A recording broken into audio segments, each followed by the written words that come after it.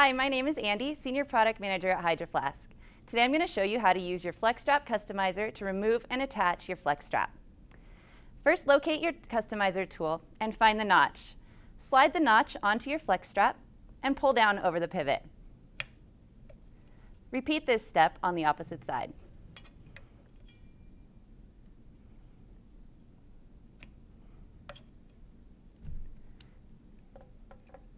To attach your Flex Strap, locate the string on your Customizer tool. Push out the blue button and fold the string in half. Put the loop of the string through your Flex Strap and loop around the pivot. Pull down on the two ends of the string to attach. Repeat this step on the opposite side.